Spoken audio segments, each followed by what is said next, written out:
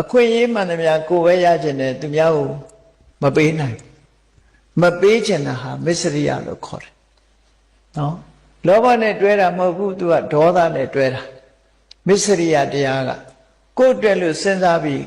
ကိုယ်ပိုင်ဆိုင်လာပြီဆိုလို့ရှိရင်တစ်ဖက်သားကိုရန်လုတ်တတ်တဲ့သဘောရှိတယ်ကြောင်ကလေးတွေကြည့်သူတို့ပါဇက်ထဲကြွက်တကောင်ရပြီးဖမ်းမိသွားပြီဆိုလို့ရှိရင်ရန်လုတ်တော့တာပဲလေလူတွေကတော့ပြောတယ်မန်ဖီတယ်ဆိုတာမန်ဖီတာဘယ်သူ့ကိုမန်ဖီတာတော့ဆိုကိုရထားတဲ့ဟာကိုတခြားကလာလွတ်မှဆိုလို့မန်ဖီတာအဲ့တော့မစ္စရိယနောက်မှာဒေါသရှိတယ်နော်ဒါကြောင့်မို့မစ္စရိယတရားဒေါသကိုပိုင်ထားတဲ့အရာကိုသူများကို share မလုပ်နိုင်တာမစ္စရိယအိတ်တာဆိုတာကြတော့သူများကြည်ပွားတာကိုမနာလို့မရှုစိတ်ဖြစ်တာအိတ်တာအဲ့ဒီသဘာဝတရားနှစ်ခုဟာအလွန်ဆိုးဝါးတယ်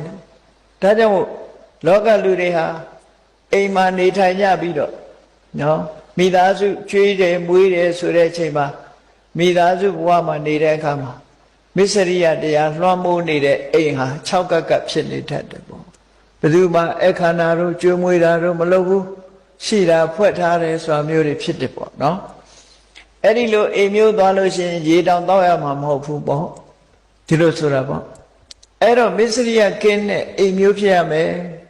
နေ့စဉ်ဘဝမှာမစ္စရိယကင်းတဲ့မိသားစုမျိုးဖြစ်ရမယ်ဆိုအဲ့ဒီလိုဖြစ်လို့ရှိရင်ဒီအိမ်ဟာကုသိုလ်တွေရပြီးကုသိုလ်တွေမပြတ်စီးဆင်းနေတဲ့အိမ်ဖြစ်တယ်